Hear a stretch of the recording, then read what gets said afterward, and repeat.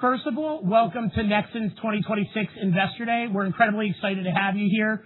For everybody that made it into the event today, thank you so much for taking the time and for coming. And also to everybody watching on the stream, we appreciate your support. Just to kick things off, we have a very exciting show for you. What an exciting time to be in New York, by the way. The Knicks just won a championship for the first time in 53 years. The World Cup is going on. It's some of the best vibes that I've had in the last 3+ decades of being in New York City. So, in addition to all the exciting stuff that's going on in the world, there's a lot of exciting things going on at Nexxen as well. And what we're going to discuss today are some of the drivers of our recent success, the momentum that we're seeing, and really the strategy across our end-to-end platform. So throughout the day, you'll hear from a number of our business leaders. Ofer will kick it off discussing a little bit about the strategic vision, followed by Kara Puccinelli, our Chief Customer Officer, who's going to discuss some of the success we've been seeing with our enterprise enhancements to our demand-side platform, followed by Ken Su, who is going to discuss our evolution in AI-resilient media, including CTV, native CTV, home screen, and mobile in-app. Kareem Reyes, our Chief Product Officer, will be discussing our AI strategy. After hearing from Kareem, we'll need a quick break, so we'll take 10 minutes. And then we're going to jump into financials with our Chief Financial Officer, Sagi. Chance Johnson, our Chief Commercial Officer, will finish it up by wrapping it up.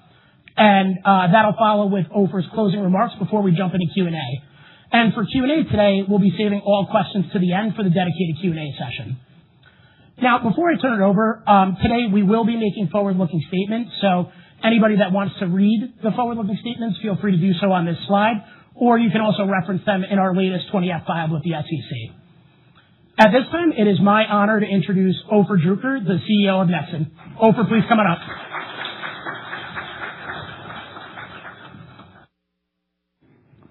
I always ask not to be after Billy because he's a star, and it's tough to be after him. Good morning. I will make it short. Good morning, and nice to see you all here. Today, we are happy to share more information about Nexxen product, about our business momentum, and about our financials. You will see the team here presenting it. As you saw this morning, we had good news. We raised the guidance for the year again, which is, of course, always is a good sign. But apart from this good news, we have also good news about our CTV growth. We see in Q2 a growth of we're expecting a growth of more than 20% year over year compared to last year, quarter two. And on mobile, we're expecting a growth of more than 15% for year over year, which of course is great news. And today we will basically talk about everything that I just mentioned, and I will let our leaders talk. So the first one will be Kara, that is heading our enterprise team and solutions. So Kara, please. Thank you. Enjoy.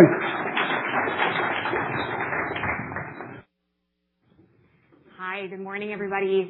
So today I'm going to talk a little bit about our enterprise solution, but more importantly, really the acceleration that we've seen. And if you remember, for those of you that were here last year, we were really early on in driving success across our enterprise offering. And we've seen significant momentum and results that really have validated the strategy that we've put in place. And when you look at our industry and advertising as a whole, we know it's incredibly fragmented, right? Many of our customers are having to use dozens of different platforms to really do the same media buying end to end. We believe at Nexxen that the future of advertising is a unified ad platform. And the reason for that is that it drives greater outcomes for marketers. It gives you greater transparency. And in a world where buying is changing and AI is now at the center, the more connectivity, the better results that you're going to be able to achieve and then stronger operational workflows. So when we look first at the DSP and what's at its core, it's really about focusing on the capabilities that drive advertiser workflows end to end. So customers can onboard audiences into the system. They can reach those audiences at scale, and then they can access premium supply and access new formats that we're starting to integrate. And it's no surprise when we look at the fragmentation that exists that customers are looking at platforms that can do more for them so that they can get stronger results. They've outgrown point solutions, right? Every additional platform is going to introduce more complexity. There's more operational challenges that go alongside it. There's greater fragmentation, which means not as good results. And again, as AI becomes more important, that connectivity matters even more. And one of the things that I'm really energized by right now in our industry is that AI is actually leveling the playing field. When you think about the success that many of the big DSP platforms have had, the ones that have captured a lot of the market share, it's really because of a simple UI, right? They've been able to embed that UI into the agencies, and those agencies have built workflows around that. AI changes everything. Agents are now the way that we interact with technology, and so what that means for Nexxen is that we're able to onboard clients much sooner, and we're able to have a lot more new customers test the technology and start to scale. Now, when we look at bringing this together and what the results are, we've talked about performance, we've talked about outcomes, now it's time to talk about what this means in terms of results. So on average, when we use Nexxen and customers use us end-to-end across our buying capabilities, we achieve 35% better performance than other customers that use platforms that are simply one-sided.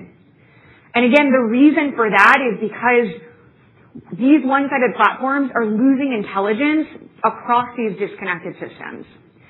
When you get better performance, when you get better cost efficiency, that means for Nexxen more spend consolidation. So agencies are moving money from other platforms onto Nexxen, but then importantly, we're able to cross-sell. We're able to get them to use our data platform, to buy into our premium supply, and to test new solutions and formats with us.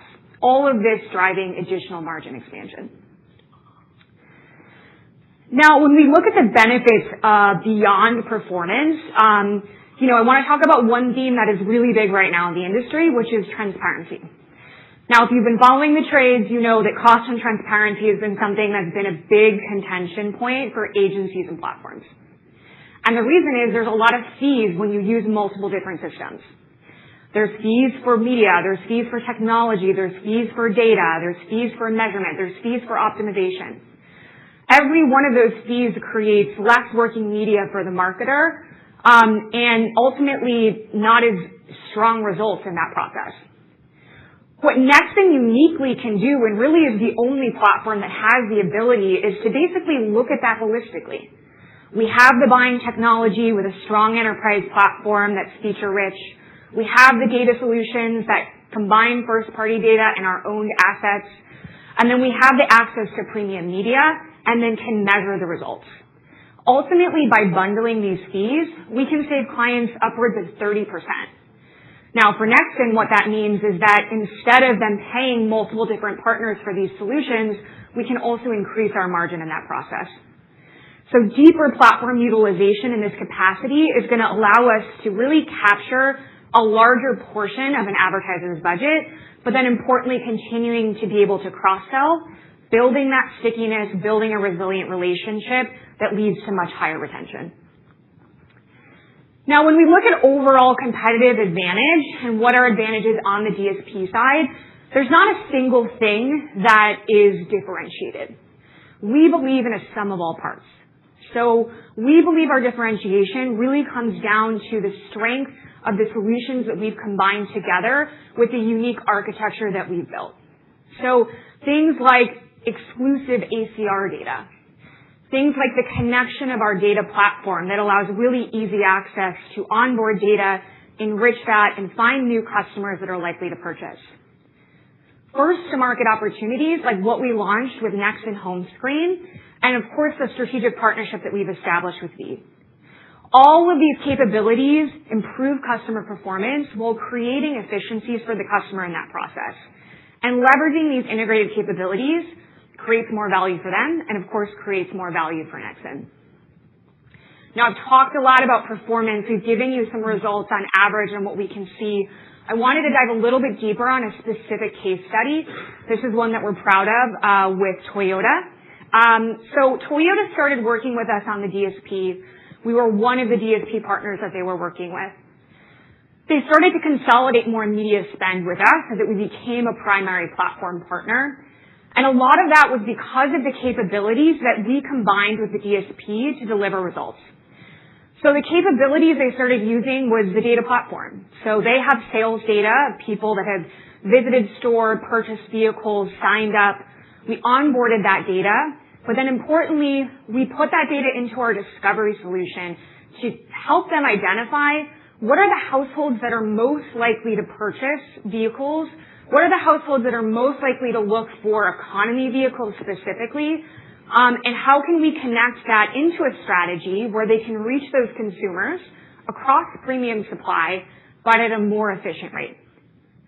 The results speak for themselves here. So when they started combining these capabilities with the DSP, our data solutions, and our premium supply, we actually achieved 2.7 times higher return on ad spend.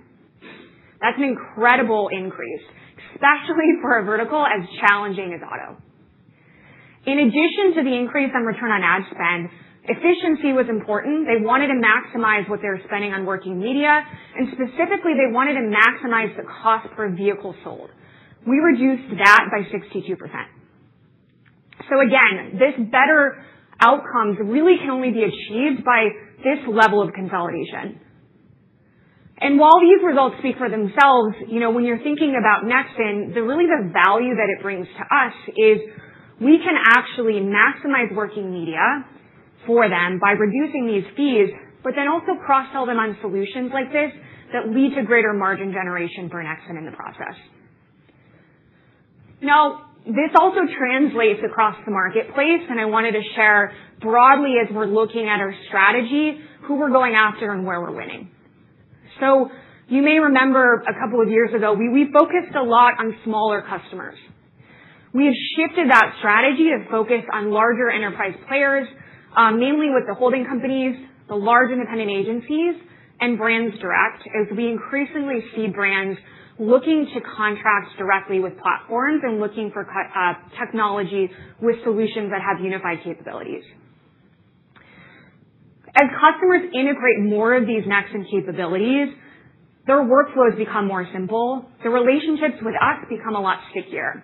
And so the enterprise value of these to us as Nexxen means sticky, repeatable revenue, strong retention rates, and we're not just running a single campaign. For a lot of these agencies and advertisers, we become their technology partner. So that means as they grow, we grow alongside them, and we really become the key partner for them to activate their programmatic activity. Now let's take a look at what this translates to in terms of numbers.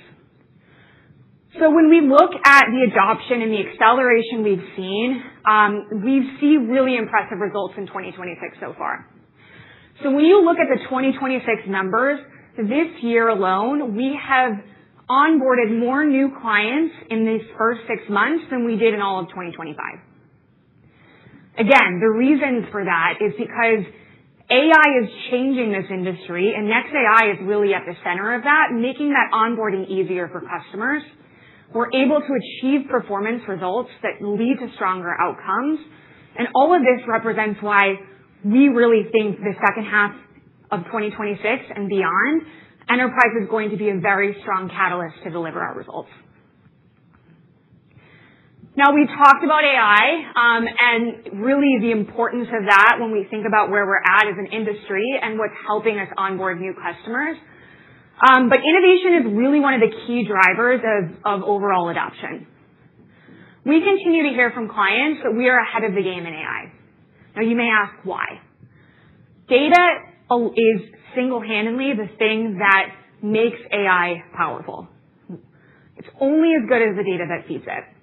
We've done all the hard work in integrating the technology, and so the signals that we feed our AI make our agents that much stronger. We have the signals on the demand side. We have the signals on the supply side. We're able to use those to ultimately make the workflows for agencies much easier, but even more importantly, drive stronger outcomes using insights and better models for buying that reach stronger return on ad spend. In addition to that, we're continuing to innovate in other ways, obviously with new formats as we've launched with our Nexxen TV home screen. but also different experiences with data solutions to continue to remain competitive. Every innovation has one single objective: helping customers achieve better outcomes. Now, ultimately, our strategy is really centered around enterprise customers, really consolidating more of their workflows. And if you take away from today really what's important about our growth for enterprise, it's really centered around the ability to consolidate more media budgets from advertisers by delivering more outcomes in that process through our capabilities.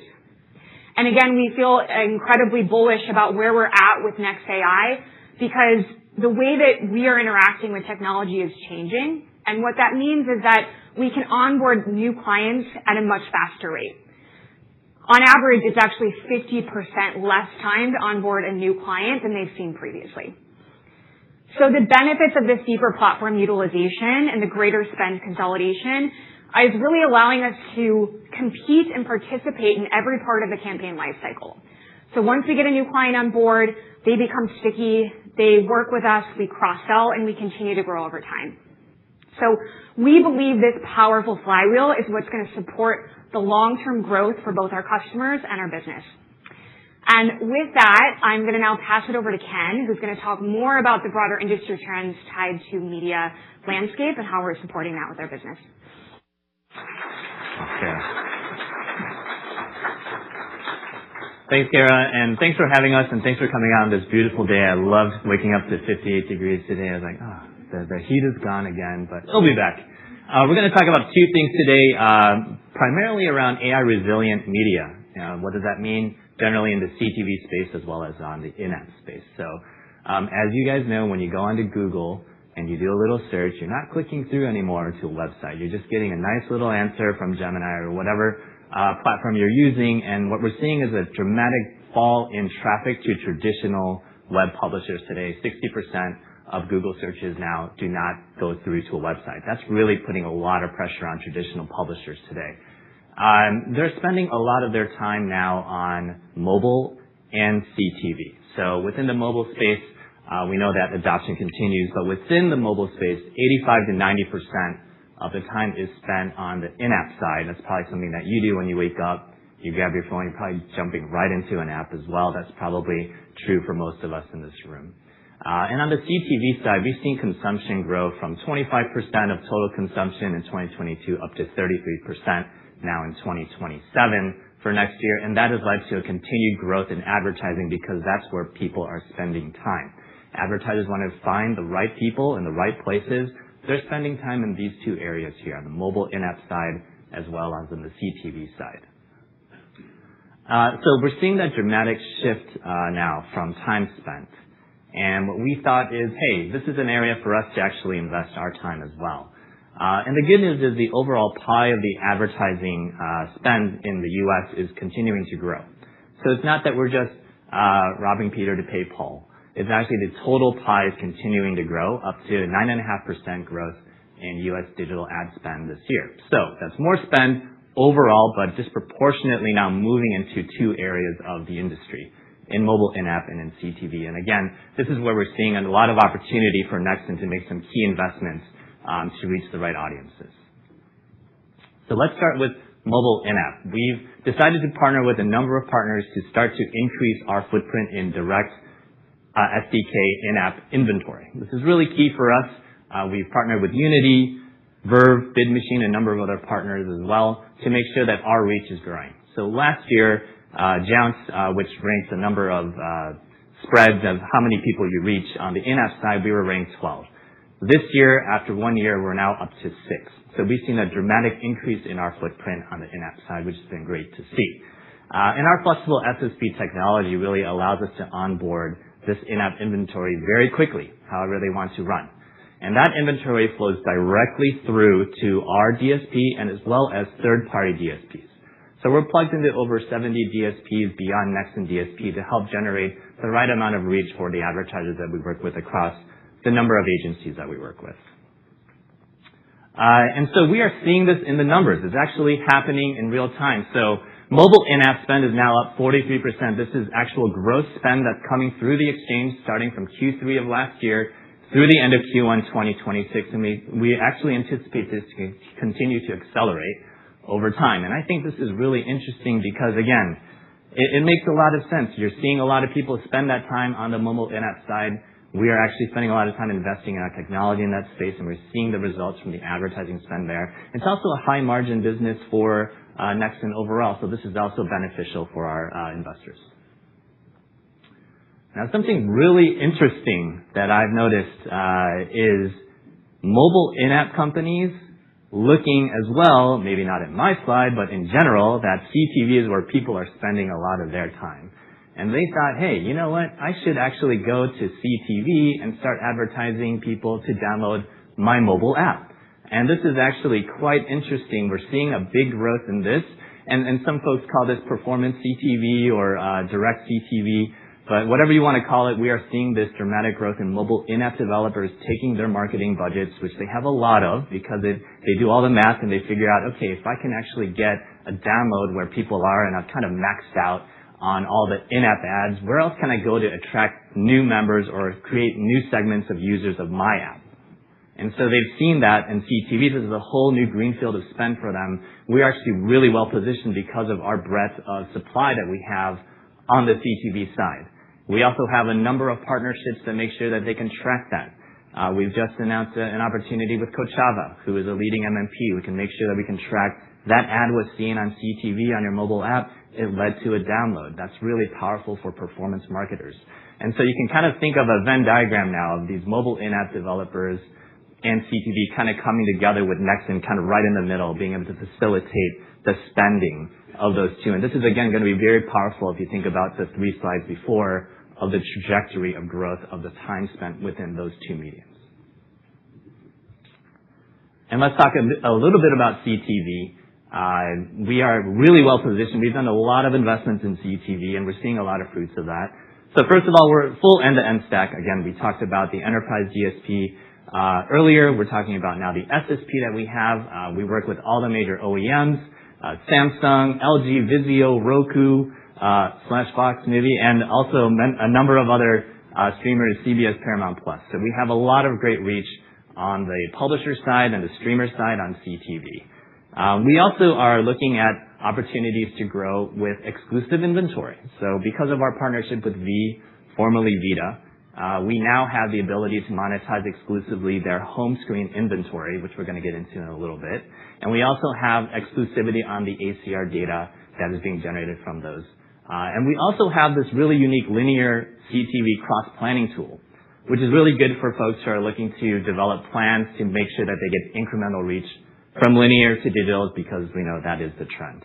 And so Oprah mentioned it, but our CTV revenue is up. So we're up 12% year over year in Q1 and expected to be up 20% year over year in 2026 because of, again, all of these investments, making the right bets and making sure that we're facilitating the right outcomes for our advertisers.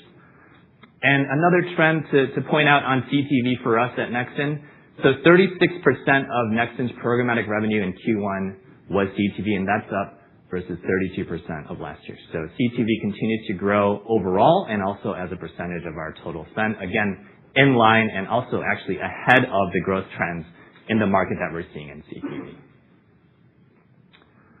So let's talk about the home screen. So last night I was sitting in bed. I was trying to figure out what to watch with my wife, and I literally did this. I could not figure out what to watch next, and you probably did the same thing. On average, people spend 10.5 minutes on their home screens of their smart devices figuring out what to watch on CTV. This is a massive engagement opportunity for advertisers and brands, but it's generally underutilized right now. It's also super highly fragmented. So if you're a brand and you want to run an ad across a number of devices, right now it's very manual. You have to call each OEM separately. You've got to negotiate different rates. They each have their own creative specs. It's very onerous to actually run a unified campaign across a number of different devices that are out there. So we thought, hey, we can actually create a solution. Let's create an actual solution to scale home screen advertising across a number of OEMs and operating systems. And I think advertisers are starting to see this opportunity as a way to get their message. I kind of think of it as a billboard in your living room. This is actually a really important piece of real estate that has not really been programmatic yet. It's been very managed, very direct IO. We're going to usher that into the new phase of programmatic, and it's going to be really interesting to see how we continue to grow this business. So our solution, we think is really interesting. It's really untapped, and there's a couple things. One, if you're an advertiser and you want to be involved with CTV, you want to get in front of the consumer. If you buy an ad break, you might not actually have the person see your ad, because when the program is on a commercial break, that person might get up and go get a drink or do something else, and then they'll come back and you're not going to actually have that impact that you were hoping for as a brand manager, as an advertiser. What's the one thing that has to be true if you want to watch something? You have to turn on the TV. You have to turn on the TV. You have to actually go to the home screen. You actually have to then go into an app or go into the channel or go into something else. So I think it's important for us to understand the natural user steps. You cannot access any kind of without turning on the TV. And it's also a lean-in experience. People are actually actively looking for what to watch. So those are the two important reasons why we think this is a really important and untapped opportunity for people, because of the user behavior and the mindset at that point of turning on the TV and figuring out what to watch. We're going to hop into a quick video to give you a little bit more detail on how this is going to work for us. Linear TV audiences continue to shift. Open web advertising is being disrupted by AI, and advertising dollars are rapidly migrating toward connected television, the screen viewers actually watch. But before the show, before the stream, before the binge, every viewer passes through one destination first, the TV home screen. Viewers spend an average of 10.5 minutes per day deciding what to watch, making the home screen one of the highest attention surfaces in the home, a premium opportunity for advertisers, and valuable real estate for CTV OEMs and operating systems. Yet for years, this surface remained significantly undermonetized, constrained by direct transactions and legacy ad-serving infrastructure that limited advertiser scale, fill rates, and operational efficiency. Until now. Introducing Nexxen TV Home Screen, Nexxen's industry-first solution for scaled programmatic home screen advertising. For advertisers, Nexxen TV Home Screen unlocks premium, high-attention inventory across the most valuable surface in connected TV. From native banner and display placements integrated directly into the home screen experience, to full-screen video and homepage takeover opportunities that allow a single brand to own the screen the moment the television turns on. For OEM and operating system partners, Nexxen unlocks a powerful new monetization opportunity from inventory they already own, with minimal operational lift. We bring the demand, we manage the programmatic infrastructure, our partners unlock a new, scalable, high-margin revenue stream on a surface they already control. And this is not a future concept. Nexxen TV Home Screen already provides programmatic access to more than 30 million native TV home screens globally, including exclusive inventory from the CTV operating system for Hisense, Toshiba, and other CTV brands, global programmatic access to TCL devices, and access to TiVo ads inventory across North America. And we expect that footprint to expand to many millions more devices as these partnerships scale and others onboard. While others in AdTech are still discussing pilots, Nexxen is already live with exclusive supply, active campaigns, and a growing roster of partners across the ecosystem onboarding today. Demand partners including The Trade Desk, H&L, StackAdapt, Basis, and others are already leveraging Nexxen TV Home Screen and beginning to scale spend. And the results are compelling. We believe the most under-monetized surface in advertising is becoming one of the most valuable, and Nexxen is capitalizing on a powerful first-mover advantage. Through Nexxen TV Home Screen, Nexxen's unified platform is creating differentiated advertising opportunities, unlocking stronger monetization for partners, and expanding the company's long-term end-to-end CTV revenue opportunity. This is more than innovation. It is a transformational growth opportunity at the intersection of connected TV and AI-resilient media, positioning Nexxen to help define and lead the next era of programmatic advertising. We're very focused on video, so we had to show video at this meeting. There might be another one as well. So, in conclusion, we believe we are aligned with the future of media. our technology is really present where people are spending most of their time, both on in-app as well as on CTV. It's also where media is AI resilient. This is really important for our business growth. As we continue to be where people are, advertisers want to reach them. We have the opportunities to really reach those folks through our platforms as well. And it really takes advantage of our competitive advantage, really being an end-to-end true platform there. And I do think that overall, we are making the right bets, and we're actually seeing the growth in the numbers as well. So thank you for your time. I'd like to now introduce our Chief Product Officer, Karim Reyes.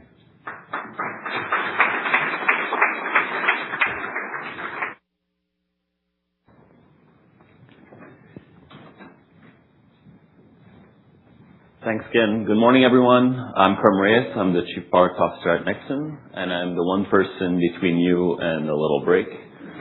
It might sound like we haven't been going that long, but that's about to change, so bear with me for the next few minutes here. All right, so over the next several minutes, I really want to cover two key things. The first thing really is I want to show you what we've been up to over the last several quarters, and more importantly, what outcomes that drove for the business. And you heard some of it so far today. We're very proud of the results we're seeing from these investments. I think we invested early. We believed in our vision, and we're seeing the results of that. And the second part, we're going to cover agentic investments and XAI and what we've been up to there, both in terms of products that are already live in market as well as our vision what's coming next. We again invested ahead of the shift into agentic, and we're seeing results today as part of that, and we believe that's going to be a strong part of our growth moving forward. Okay, so let's start with really, what investments have we made over the last 2 quarters? And, if you look at these set of features, I want you to think of this as a set of features that work together they're still essentially unifying and compounding growth for us. So they're not isolated features, they work together and help us drive real outcomes. So first on the data side, we invested heavily in new data onboarding capabilities. And the goal of that was to be able to bring customer data more easily into our platform so we can merge in with Nexxen data assets and drive better outcomes tied to that data. Tied to that, we also invested a lot in a new identity resolution. So this is the new Nexxen unified graph, helping us scale those audiences and drive better measurements against them. On the media side, you heard from Ken, we've been investing a lot in AI resilient media. So this is a combination of integration into new mobile partners and solutions around that, as well as our new CTV home screen units and programmatic enablement of that. In addition, we've launched our new curated marketplace, which is essentially a way for buyers to more efficiently access direct media from Nexxen. And finally, on the enterprise platform side of things, we've made really meaningful investments in that platform, launching a brand new user interface that is now powered with Nexxen AI 2.0, our new version of our agentic capabilities. And this brought a lot of new solutions that we'll go over today as part of the DSP. So the reason to group all of these together is the takeaway at the bottom here. Like these investments are compounding. We're seeing more customers onboarding to the platform. This is driving growth across the platform and helping us leverage our solutions across the ecosystem. And these outcomes, really, if there's one takeaway today, is really what I want you to anchor on. Because these are evidence, not projections. We're seeing results today. While we believe we're going to continue to see growth through these investments, at this point, I think like we've arrived, right? In terms of the investments we made over the years and the strategy that we've adopted in 2019 and moving forward, building this unified platform, we really seen this strategy pay off, and we're seeing a growth of customers and growth of outcomes within our platform. So as you heard from Kara, and you'll hear this a couple of times today because we're proud of that stat, we've onboarded more customers this year so far than we have all of last year. And we're seeing that growth accelerate, and we're seeing more and more customers joining our platform. Underneath that headline, though, there's really a flywheel turning across all fronts. So onboarding new enterprise customers really drives monetization up across our platform. So this has enabled Ken and his team to bring in more publishers to the platform. That has helped us grow our mobile and CTV footprint, which in turn helps us drive more of this money end-to-end across our platform, buyers buying across our publishers. On top of all of this, there's our data solutions and data platform. So we're seeing customers engage with our data solutions more and more, and we're driving increased monetization through that data platform. So again, all these investments are compounding together, helping each other grow. Let me show you a real quick. In digital advertising, every second counts, but the real challenge runs deeper. Advertisers are navigating a fragmented ecosystem, platforms that don't connect the dots across the full workflow. Discovery, planning, activation, optimization, measurement, silos. Data and audiences not fully leveraged to maximize return on ad spend. No direct connection to scaled media inventory to find the right consumer with the right creative at the right time for the right price. The result? Missed opportunities, data leakage, inefficiency, and lackluster results. There's a better way. Nexxen has fundamentally rebuilt its demand-side platform with a completely redesigned user interface and AI embedded throughout. Faster workflows, smarter insights, an enterprise-grade experience built for larger, more complex campaigns. The new interface gives advertisers and agencies everything they need at a glance. Comparative performance views, real-time pacing, redesigned workflows, and critically, stronger workflow connectivity across the full advertiser journey, enabling enterprise customers to do more with less. And now, inside our platform, meet the NexAI DSP Assistant. Buyers can ask it anything. Performance questions answered instantly, drawn from Nexxen's proprietary data. Delivery diagnostics, troubleshooting, campaign QA, all in plain language. Early adopters have called our NexAI tools incredibly advanced relative to the market. With several live agents today and more in development, this is only the beginning. And the NexAI Assistant doesn't stop at the DSP. Connected to Nexxen's discovery platform, it gives buyers a seamless intelligence layer across audience discovery, planning, and activation, all in one place. That's the differentiated full-stack advantage only Nexxen can offer. Nexxen's AI isn't a closed system. Several agents are live in-platform today with media planning, audience creation, and autonomous optimization in development. For partners building their own agent stacks, Nexxen connects via open protocol, MCP and agent-to-agent, making it one of the most interoperable platforms in programmatic, positioning Nexxen for growth and leadership in the future of AI-powered data-driven advertising. And the results of our enhancements are speaking for themselves. Nexxen has already onboarded more new enterprise customers in 2026 than in all of 2025. The redesigned AI-native UI is reducing training and onboarding timelines, accelerating spend ramp, lowering barriers to entry for new customers, and generating over 90% year-over-year efficiency gains across key workflows. For advertisers, this means faster spend ramp, better full funnel performance, better efficiency, and a platform purpose-built for sophisticated large budget campaigns. And for Nexxen, this means a stronger competitive position, greater end-to-end platform monetization, and the kind of durable compounding revenue growth that enterprise adoption drives.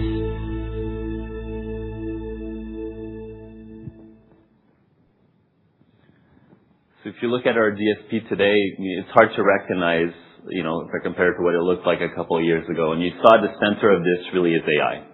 So we're transforming the DSP to become an agentic first solution, leveraging multiple agents to streamline workflows for customers. Our thesis here is pretty simple. Advertising is moving from people operating tools to people directing agents. And this is something we're going to see more and more as time goes by. It's a structural change in how media is bought and sold. And the platforms are best positioned for this, are deeply integrated, and have brought in AI early and effectively into their stack.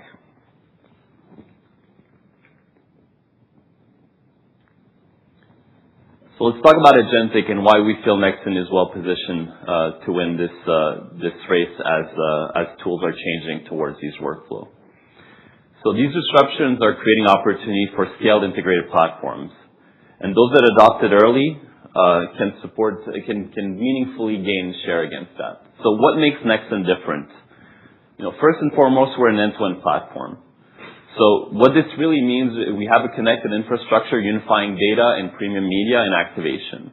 So we see the entire transaction from the buyers to the sellers. So this enables us to train our agents across these data sets to really optimize outcome and streamline workflows. Second reason is we're interoperable and transparent. And this is key, and I'd say probably the number one ask we're seeing from clients. Clients work differently. Some of them want an in-platform experience, want to leverage our UI and our tools directly there, and we've built our agents within our platform. Other clients, though, are looking to integrate Nexxen capabilities in their own agentic stack, and we enable that as well. On the transparency side, agents are always auditable, and decisions made within our platform are easily understood by our clients. So we don't do anything in the background. We always share information. And finally, we have the ability to operate an end-to-end marketplace through this, an agentic marketplace. So because we're working with both buyers and seller, we are the connection of those two and are essentially enabling buyers and sellers to work together agentically to our platform. So let's take a step back here and talk about what agentic enables in Aztec, because I think that's important just to understand what problems this is solving for. First and foremost, programmatic was built to streamline workflows, right? If you think about how things were before the programmatic era, everything was very manual. But there's still a lot of manual work happening today in our world. And as campaigns are getting more and more complex, we're seeing that actually grow. So, believe it or not, 60% of reporting today is still done manually. So this is traders in spreadsheets pulling data, analysts pulling data, and a meaningful amount of time is spent there. Beyond that, we're seeing traders spend up to 12 hours and more in platform working with tools to transact, set up campaign, manage campaigns. The average span of a trader in a company is around 18 months today, with more than half, leaving their roles within 12 months. So think about, working across multiple platform, multiple solutions, having to ramp up and train on that, and then that short life cycle of an employee. That brings in a lot of friction and cost to agencies and brands in their process. But it's also very error prone. And, one of the big revenue leakage in our industry is really errors and mistakes people make in platforms. So agentic AI is designed to help with all of that. And that's done to four core capabilities. The first one is interpretation. So think of this as, I'm putting in natural language, a prompt, and then the machine takes action from that prompt. So an example of that is, show me how my CTV campaign is pacing today. Then you have orchestration. This takes things a little bit deeper. This is where one prompt drives a multi-step workflow. So think of an example, troubleshoot this deal for me. Then we have automation.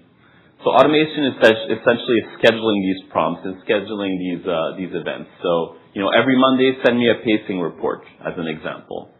And then finally, we have a presentation. This is really where, agentic, drives a lot of capabilities. So this is synthesizing data and information into actionable outputs. So a good example of that is planning media and generating media plans, or generating decks and presentations off the data available in the platform. So all of these are designed, are all intended for the same thing. It's reducing manual work for traders and companies, helping customers save money, drive better outcomes, and be more efficient. Now, as we're developing AI products within Nexxen, we have 4 clear operating principles that we obey by. And really, all of these fundamentally tie to one principle. AI adoption depends on trust. So first, and this is, I'd say, our North Star, is humans are always in control. So what that means is agents act with oversight and only act with an explicit scope. So users control what the agents will do. They prompt the agents and have control over the outcomes. We're also open and interoperable. So we connect through open standards rather than locking customers into a black box. So yes, they can come to our platform and use our tools, but they can also work with any agent of their choice. Next, we're transparent. Every action the agent takes is observable and auditable. So no decisions is made in the background. customers understand why these decisions are made and why they were the best decision. And finally, we're data responsible. So agents only access data for the scope of the task at hand. And beyond that, we never train on client data unless explicitly approved. So we view these operating principles less as a constraint, but more as a way, to drive more adoption across our customers. Because again, trust drives growth. And we believe this is the right way to build AI and to operate in this new agentic era. So as we're developing these products, we focus on two parallel paths. So because we have partners that engage in different ways. We have many customers that are looking for a dedicated in-platform experience. And you saw in the video, we've built our Next AI assistant that brings these capabilities directly into the platform. And this is for teams that are, looking for dedicated experience in the platform. They're describing their goals, and Next AI assistants help them achieve them. Path 2, though, is interoperability. And this is built really for planners that have built their own agentic stack and are looking to bring in Nexxen capabilities into their solutions. This is done through open protocols, and Nexxen is integrating AI directly into their workflow. That is, both in direct MCP connection as well as agent-to-agent connection, where essentially they can leverage the agents we have in our platform within their solutions. So what we're seeing from that really is, this world is still new around interoperability. Everyone is building their solutions today. So we're collaborating really closely with new customers around this and existing customers. We've seen already really high growth in adoption. We're integrating and testing with multiple partners today, and we see this as really a meaningful growth driver for us moving forward. All right, now to the good stuff. Let's talk about what's actually in platform today. These are the current capabilities within Nexxen platform. So this is not roadmap. These are agents available to our customers that are being leveraged at scale. So first and foremost, we have our performance reporting agent. So this is your real-time insights tied to your campaigns. How are they pacing? What performance are you seeing? Campaign health, delivery, etc. Then we have our visualization agent. So this is where data comes to life. We're able to generate graphs and charts for visualizations of that data in platform, but then customer is able to export those graphs and charts for presentations, emails, etc. as well. We have our highly popular troubleshooting agent. So this is an agent that's tracking campaigns in real time and helping customers troubleshoot pacing, performance, and suggest them modifications to their campaign to drive better outcomes. We've recently launched our QA agent, and our QA agent essentially is pre-flight. So this is before you run a campaign and before you spend a single dollar. We analyze the setup the trader has set up, and we make sure that there's been no mistake in that setup. So that could be missing a geo target, fat finger another zero in your budget, and so on. So we'll drive alerts back to customers and enable them to make those changes before they spend a dollar. Then we got our audience reach agent. This is tied to our discovery platform. So this helps customers find and target their targeted audience to drive better outcome. And finally, we have our Studio Essential agent. And this is creative automation helping improve creative to drive better results. Now, looking forward, we also have many agents in development today. And I'd say these take our current capabilities and bring them to the next phase. So a lot more advanced agents that's what's been released so far, starting with our media planning agent. So this agent enables customers to upload a brief. So essentially a campaign description. They can take a file and dump it directly into the platform, or they can simply, in a few words, describe what they're looking to do. And the agents will help them generate a plan to activate a campaign against that. So this ties back to audiences, to media, to geo, to dates, and so on. We're also building an audience creation agent. So this is a customer describing what is their ideal customer and who they're trying to reach, and then Nexxen automatically generating audience to reach those customers and increase the reach against them. We're building an optimization agent, and that's the next phase, I would call it, of our troubleshooting agents. So beyond, fixing issues with the campaign, this is proposing new suggestions to drive better outcomes. So things the trader hasn't really thought through so far, new opportunities, new media to integrate, new audiences. Let us help you drive better outcomes through suggestion.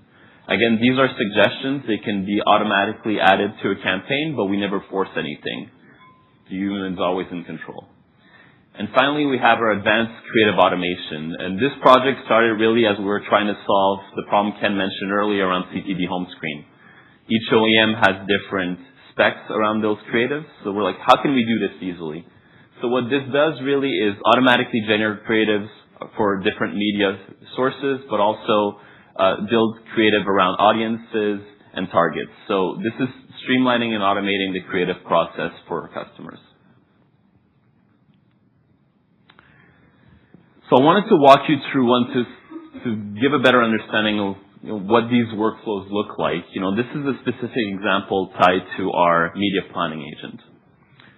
So as I mentioned earlier, the first step is really for a user to upload an RFP or simply, type in what they're trying to do here. So we gave it a really simple example here, plan a CTV plus display campaign for sport fans.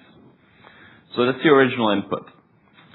From there, the planner will generate a draft with targeting, flights. So flights are essentially your date ranges in which the campaign will run, budgets and formats.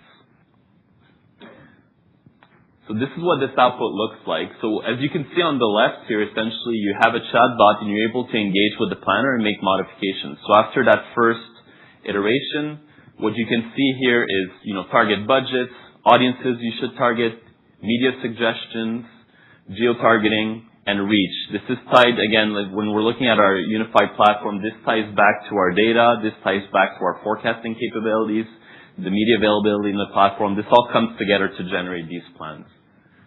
So the trader has the ability then to refine that plan and to add more criteria to it. The planner will also suggest some modifications if some data was missing. Once we're happy with the plan, we have really two output options. So we can export that RFP back to go back to our clients with that plan to get approval, or we can push this to the DSP to activate this plan into a campaign. So really streamlining a process that used to take hours, if not days, into several minutes.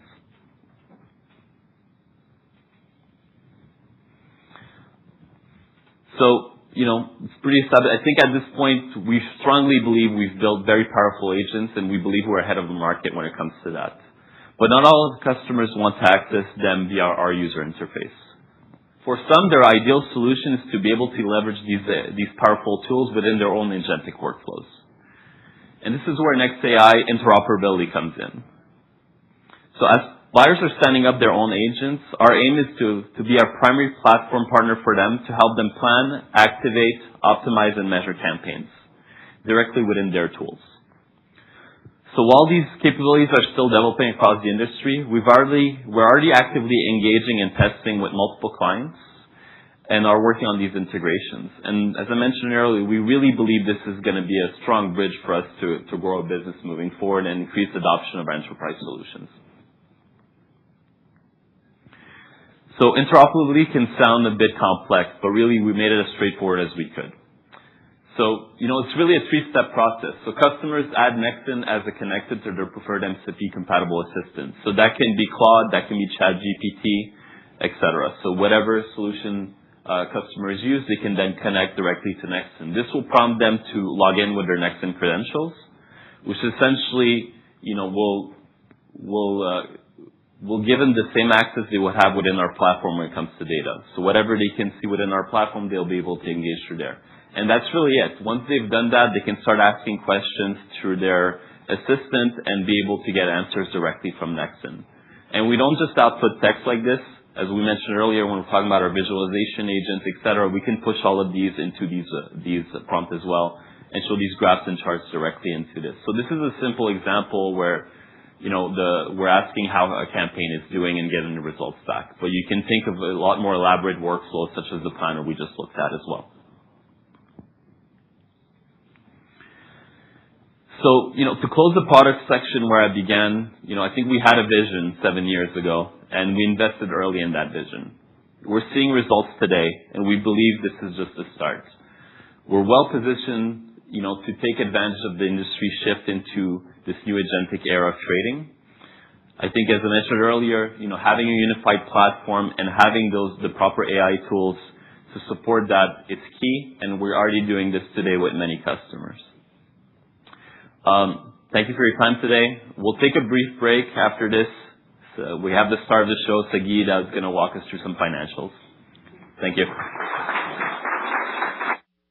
Hi, everyone. I want to start so we can end sometime.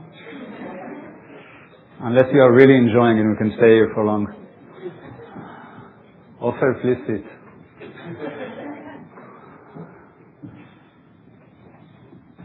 So, thank you for coming again. I think that I'm Sagid Niri, the CFO of Nexxen for the last 6 years. I came for free for 3 years, and Offer promised me that after 3 years I will go to my next challenge, but he is not letting me go. So I'm still here. It's true. So I think in the last hour we heard about all the different strategies and initiatives we have around our platform. From Kara, from Ken, from Karim, our 3Ks. And I think that it's coming from enterprise adoption, differentiated media or new formats, through our agentic AI initiative and automation. And I want now to take everything and translate how it's getting together into our financial model. I know this is the most important part. So as Offer started the day, we are seeing the performance of our Q1 and Q2, or our outperforming in these 2 quarters, and this is giving us the confidence, of course, to raise our contribution ex-TAC and programmatic revenue for the second time in almost a month. Morning, contribution ex-TAC will grow by 11%. Programmatic revenues will grow by 13%, which is the most important part in our business. And adjusted EBITDA still will grow 10% and represent 32% margin. I think that we are seeing a lot of good signs and a lot of good trends for acceleration of our programmatic revenue through the rest of the year, through H2, and of course, beyond. And on top of that, of course, we have the World Cup and the midterms election in the US, which can accelerate our programmatic revenues even more.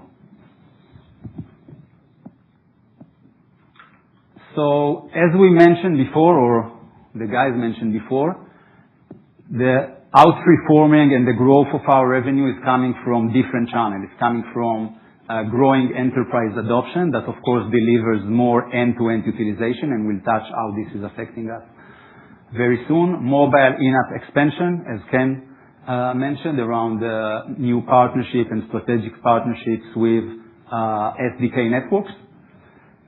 CTV revenue is something that we have been all the time around, and of course, Nexxen TV home screen expected to support H2. I got a question in the break around what exactly our Nexxen TV home screen is generating right now. So the numbers, as Karim said, it's working. We are beyond the stage of testing. It's working, and we have clients that's already running campaigns with us. It's not yet material in H1. It will be very material in H2. And of course, everything is being wrapped up by our data products momentum. We have our own proprietary data. We have our own 2026. So we are growing 11% on contribution ex-TAC basis, 13% on programmatic. Everything is being facilitated through our full ecosystem, DSP from one side to SSP on the other side. And again, it's coming from new and existing clients, of course. Mobile in-app expansion, new formats. One of them is the Nexxen TV home screen, CTV itself, and as Ken touched it, or Kara, I don't remember, a performance-based programmatic, which we are seeing very good signs, but it will help us in 2027 and on. Everything, of course, wrapped up by our own data products, as I said, and of course, World Cup and mid-election that can accelerate 2026 growth as well. So, just to wrap this part of the presentation, I think that what we are seeing in 2026 is not like, it's not we are reacting to the shift we are seeing in the industry. It's a deliberate execution of our strategy, which we set a long time ago. And that is taking us, of course, to be a higher quality, more durable company. A very important indicator to the health of our platform is what our clients are doing today on our platform. So, as you can see, almost 80% of the revenue we generated in 2025 came from customers that are leveraging Nexxen platform since 2021 and even earlier. On the same time, you can see on the left side that customers that have been with us is spending more and more over time, and we are confident that it will grow in 2026. So contribution ex-TAC per active customer grew at a 31% CAGR from 2022 through 2025, and we have 92% of contribution ex-TAC retention rate in 2025, which we are again confident that in 2026 it will be higher than that. Everything, of course, is coming from all the things and all the initiatives that you heard already, and I will not repeat that. You can see another important indication of how the platform is evolving. So, as Kara touched, in 2025 we had 63% of our clients spending money through our enterprise solution. On the long term, we are assuming it will go to 75% spend and 25% will be still on managed services. At the same time, where we are having more of this enterprise customer, we are seeing more recurring revenue. And when they are coming into our platform and all the solutions that we are allowing them, they are utilizing more and more of the solution, the features, and the services that we can cater them. This, of course, affects our end-to-end contribution ex-TAC utilization, which in 2025 was 55%, and on the long term, we assume it go up to 65%. All of that, of course, will contribute to our margin expansion, because every dollar that is moving here on the end-to-end utilization, we can utilize more for each dollar that is moving on that direction.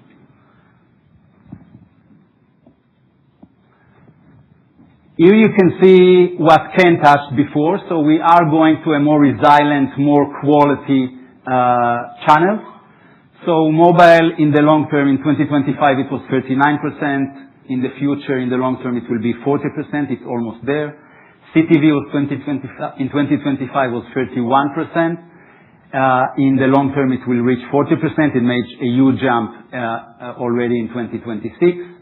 And probably because of the Nexxen TV home screen, it will reach that even before the long term. Data product will more than double itself with all the licensing that we have around that product.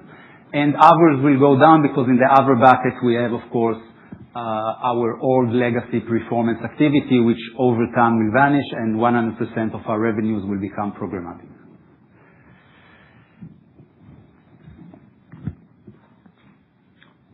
You can see the different formats that we are running on. So we have been focused on video for more than a decade. Video in 2025 generated 68% of our contribution ex-TAC. On the long term, it will reach 75%.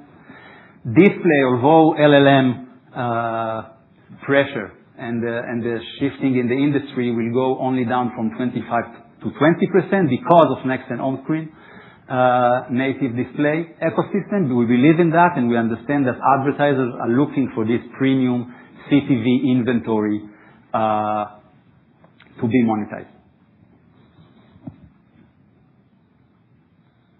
Okay, this is an important slide. I said in the morning, when I started that we are not increasing the guidance on adjusted EBITDA. So a legitimate question is, why not? You already increased your net revenue by 10 million. Why are you not touching adjusted EBITDA? So the immediate answer is, or the truth is that we are not seeing any pressure on our margin. And I will explain. The second immediate answer is that H1 2025 and H1 2026 are not two comparable periods of time. Because in H2 2025, we started to invest a lot in different things, and I will touch that in a minute. So to compare between H1 2025 and H1 2026 is not right. So I'll try to illustrate. We did like an EBITDA bridge between H1 2025. We had like 53 million, and we will end. All the numbers are here, of course, what we reported, consensus, and the $3 million that we increased today. So we'll reach $41 million of adjusted EBITDA by the end of H1 2026. And the bridge is, of course, coming from the amazing momentum we're seeing in our business, $60 million more of contribution ex-TAC. And then I will start from the right side. We are seeing $3 million offset of FX headwind. So the dollar is weakening versus every currency. So this is hurt us in the first half of 2026 by $3 million. After that, in H1 2025, we have a $4 million doubtful debt reversal that we didn't have in 2026, another $4 million. Then the majority is coming from all the things you just heard before my presentation. So all the strategic growth and all the partnerships that we are signing, we are investing a lot in our data partnerships, in our hosting partnerships, in AWS utilization, in SDK networks infrastructure.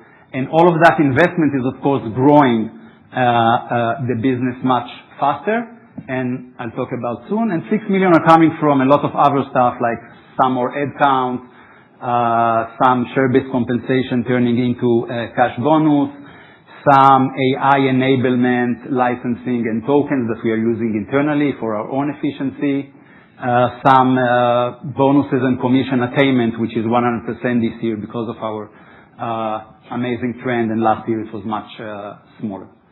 So all of that take us to the forecasted number of H1. But if you will look here on this side, you will see that we are more than doubling our adjusted EBITDA in the second half of the year. So it's going up from $41 million in H1 to a forecasted $86 million in the second half. If you will ask me in a couple of months, probably after we will have Q3 out in November, you will ask me, hey guys, Sagi, why you are doing so well in Q3 and when you did, so low in Q3 last year? So this is what's going to happen in the second half of the year. We are going to grow. If we will look H2 2025, we had a $62 million adjusted EBITDA representing 33% margin. This year, we will do in H2 $86 million, representing in H2 40% EBITDA margin, which is crazy. And it's 40% up. So just to crystallize what I said, we are going to see acceleration of our adjusted EBITDA through the second half of the year, and of course, going forward.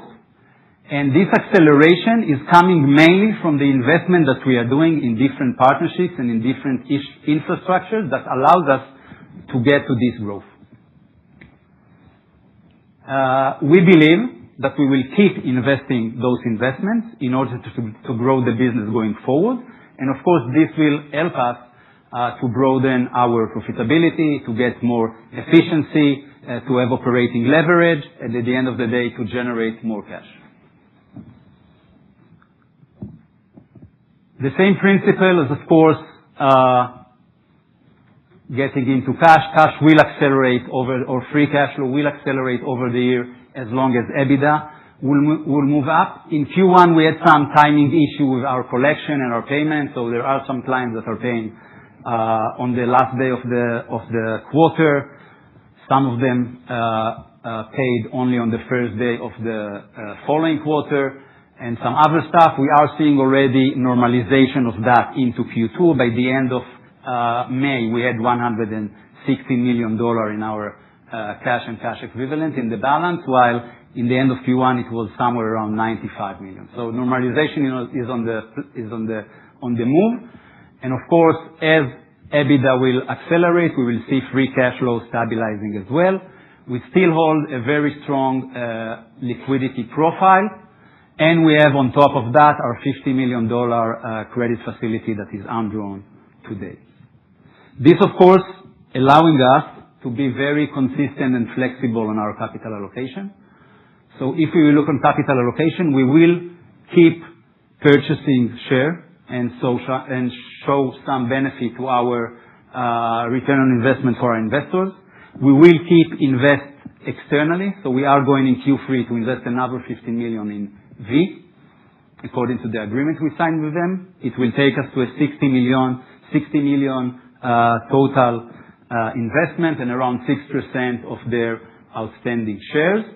Of course, we are seeing different avenues of how to unlock this investment, the value of this investment. We are doing that on a recurring, on a day-to-day activity with utilizing their ACR data, again, internally for our purposes, measurement, and of course, externally by licensing it.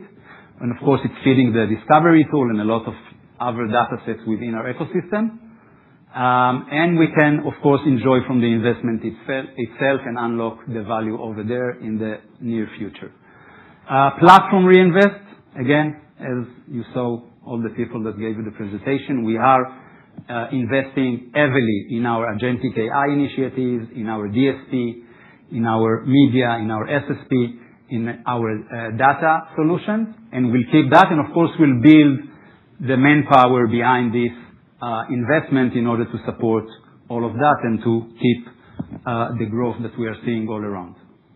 On top of that, we have another potential less than $100 million acquisition that we are a little bit more actively now looking. It's written here that we are seeing opportunities to enhance mobile in-app and CTV and data capabilities, which is everything. I think that we are very focused on in-app SDK network in order to have like our own proprietary SDK.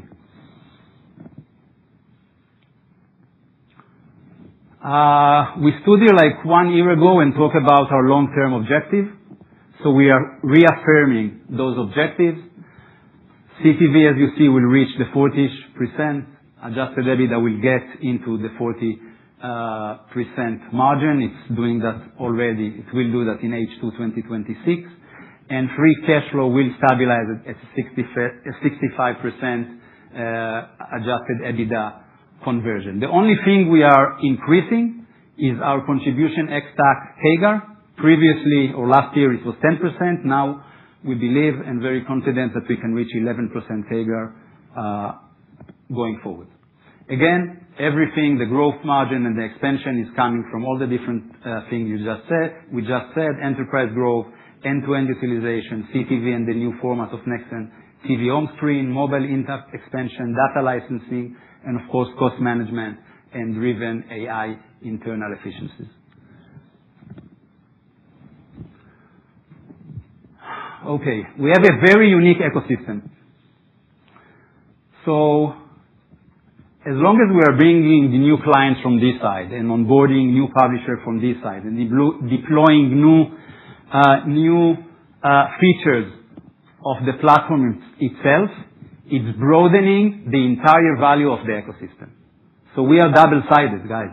I know that you are aware of that, but we are double-sided and we are different from others, and this is what this is causing us to have. So as long as we have more enterprise adoption, as Kara mentioned, we are seeing more end-to-end utilization. The more we have more end-to-end utilization, we are seeing more multiple revenues streams. And of course, that will affect our operating leverage, which on the long term will give us long-term revenue growth and much more durable cash generation. You are in shock. That's it. Okay, with that, I will hand the presentation to Chance, our Chief Commercial Officer. Okay, thank you, Sagi. Hope everybody's doing all right. It's been a long morning so far, so we'll try to keep it tight. So it's interesting timing that we're doing this. 3 years ago, almost exactly to the day, we launched Nexxen. Nexxen was, previous to that, a collection of ad tech assets that were acquired by Tremor International. And I remember we're in Cannes launching the brand for the first time, which is like the Super Bowl of advertising. And I was going around telling everybody that I saw, like, we're Nexxen now. And they would ask, what is Nexxen? And I got very comfortable answering the question, what is Nexxen? What I want to talk about today and what we have been talking about for the last couple of years is why is Nexxen? Why we are, why we exist, and what is the problem that we're trying to solve? I can tell you very clearly that marketers and advertisers, they don't need another DSP. They don't need another data platform. They don't need another SSP. What they need is a solution to a very complex problem. They need answers on how consolidation and AI is going to impact your business.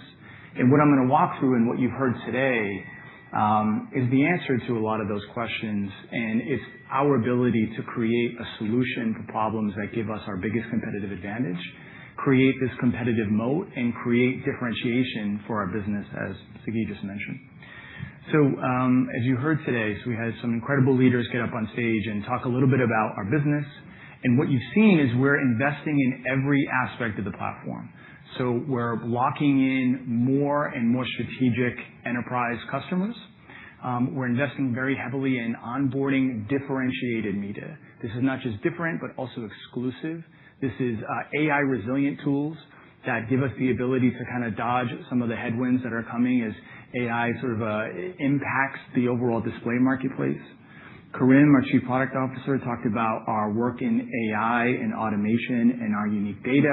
Maybe most importantly for a lot of folks in this room is the financial impact that's having on our business, as Sagi just explained. The one thing I would really encourage you, and you've heard a lot today, and I hope you remember all of it, but if you remember none of it, just try to remember this one thing, that none of these things are individual investments. They are all collective building blocks that reinforce one another. Together, that builds a foundation for us to tell a better story, to solve more problems, and bring solutions into a market that actually benefit our customers in a really meaningful way. I mentioned Nexxen launched 3 years ago, but this started maybe 7 years ago. I had the ability to meet Ofer right around that time, and he had this concept of bringing together different ad tech assets and uniting the buy side and sell side, which was unheard of at that time. That market has really shifted, in part because of the communication and the way that we're telling our story about the value of an end-to-end platform.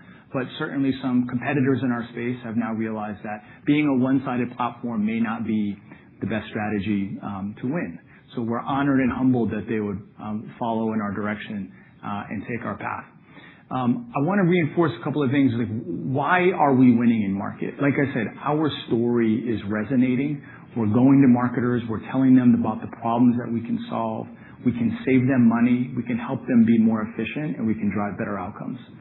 If anybody in the room has spent time talking to marketers, and we have a couple in the room, I can promise you one thing, they don't care about stories, they care about outcomes. The beauty of the platform is that it's driving positive results. Kara talked about the positive results that we're seeing from Toyota and dozens of other clients. Ken talked about the positive impact that we're bringing to the publisher marketplace. The beauty of the whole ecosystem is that when we bring more customers into our platform, they see better results. When they have better results, they bring more demand into our platform, and that increases our overall end-to-end utilization. We're able to tap into more data segments, so they're able to use Nexxen data, they're able to use Nexxen AI tools, and then we're able to bring all of that demand into our publisher space. We are really influencing the flow of money from the buy side into the sell side in a way that is seamless, incredibly efficient, and drives value for both sides. We're not trying to extract value from any one piece of the overall market transaction. We're allowing it to flow seamlessly and provide value across both sides. Like we talk about with a lot of our customers is, you might need 5 to 12 different partners to be able to execute an end-to-end buy. With Nexxen, you just need one, and we don't need to charge you 12 times to be able to make it work. We can be much more efficient, provide more money back for working media. What you'll see and what you'll hear as you're following some of the public agencies that are out there, it's really hard being an agency right now. There is a lot of price compression happening. The value that we can bring back to these agencies is actually helping them win business and drive more profitability. What we try to say when we're presenting our solutions to our clients and partners is we can only win together. When Nexxen wins, our clients win and vice versa, and that brings more investment into the platform and overall positive results. Like I said, we're 3 years into the Nexxen story. We're incredibly proud of the work that we've done. We're incredibly proud of the development that we've experienced with AI. I think we made a big bet that the future of ad tech would be flexibility and interoperability, and that's what we built for, and that's exactly what we're experiencing today, as Karim mentioned. We're seeing the positive results, as Sagi mentioned, but we believe really we're just scratching the surface.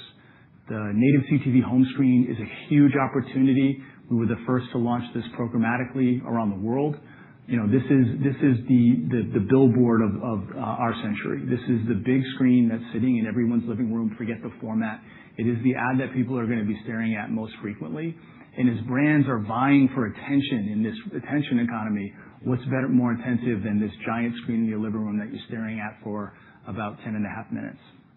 We also see that there's growth in CTV. We're bringing on more and more CTV partners. We're bringing on more publishers.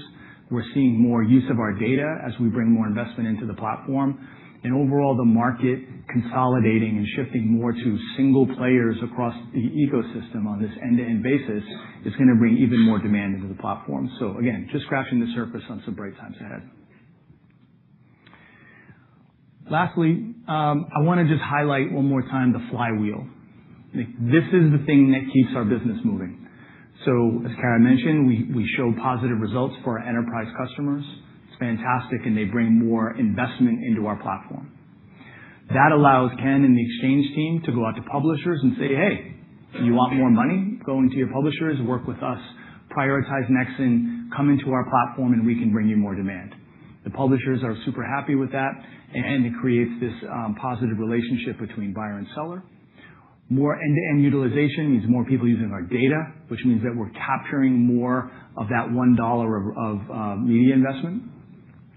That revenue growth then leads to cash leverage, which Sagi smiles about quite often. And that gives us the ability to reinvest in the platform, which then allows us to strengthen the value proposition. So it's really just getting more customers into the platform. We've seen the success. It gives us the opportunity to invest. It gives us the opportunity to sit down with our customers and ask them, what do they care about? Because we're very cognizant of the fact that if we just sit in a room and we build what we think the market wants, we're not going to get very far. We listen to our customers. We try to solve problems. And I think the growth that you're seeing is a commitment to our customers. It's a commitment to our partners. And it's a commitment that we've all made to collectively move this ad tech industry forward. And we're very confident in the financial results that we're going to see, that we're very much in the right direction. So with that, I'm very happy to hand it over to Ofer Druker, our CEO.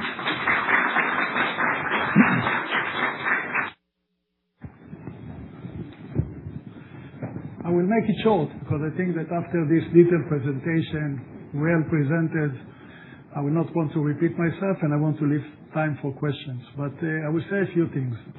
First of all the things that you saw today, it's fruits of a lot of work that was done over the last 7-8 years. It's not in one night. A lot of work on the product, setting the strategy, which we set in 2019, as Chen mentioned, it was not very popular then, even that now we see the market moving to this direction of end-to-end. We were the first one, and we are a public company, so we have proof of that. It's easy to check the records. Emphasizing on data and all that, we did it already for several years, and we keep doing that today. So it's fruits for many years. And in the last year or so, because of the strength of our brand now, and we learn how to market ourselves better, we see a better execution and better results in the day-to-day. The second thing that I want to say is that in the end of the day, the fundamentals of our company is very good, meaning the fact that we are operating end-to-end solution for 7 years now, when now people are talking about it. But to be honest, they don't have the full technology on both sides. We do. The second thing is focus on CTV, and not just focus, also investments. What Sagi mentioned, investing $60 million in VIDAA, which is part of iSense. So the people that don't know, iSense now is the second distributors of TV worldwide. In big TVs, they are number one. And from knowing them for so many years, they have a strategy. They will follow that. They will keep growing their base in the world. And we are tied to them, and we are able to enjoy from the ACR data and also from exclusivity on their media, which is very powerful. More than that, when you look at that, we invested a lot in building a very strong DSP, and we acquired and improved that. As Kara mentioned, and I saw this slide a few days ago, and I like the slogan, this is the entry point to all this world that we created, basically. And the major advantage that we have here is not just our DSP that is performing very, very well compared to all the other DSPs that you are aware of, and I don't want to mention their names, But when you're looking at that, the major advantages that we have, and Kara presented, is that when you are using the ecosystem that we created around it, and the discovery tool, the DMP, the connection to our media and so on, the results are much, much better than most of other platforms in this market. And in the end of the day, people don't fall in love in DSP. They want to generate results. So if they choose our DSP and get access to all our other systems and other technologies and products that we got, they have a huge advantage that is being demonstrated. People that knows me know that I don't like to talk about things that are hard to measure. When you can measure these results, it's very powerful.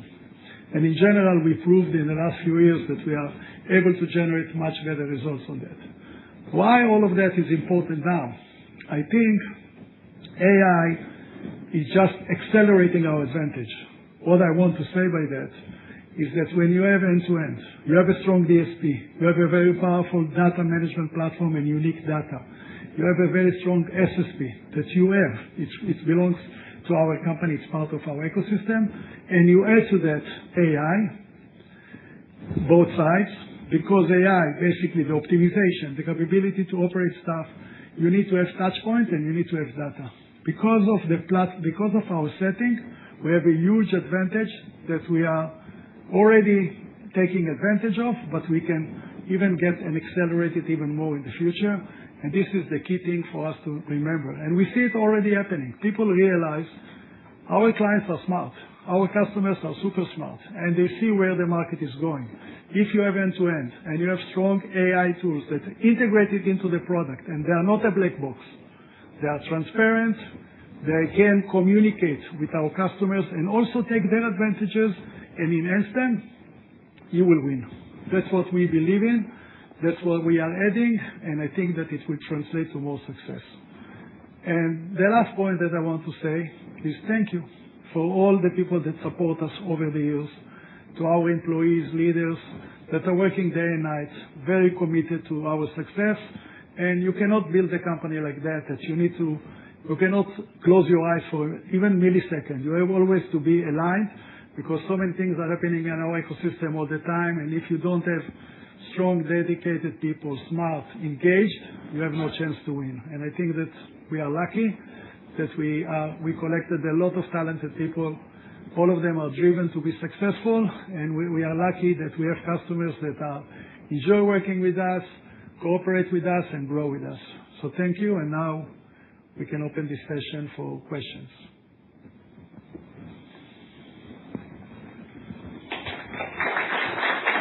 Thank you.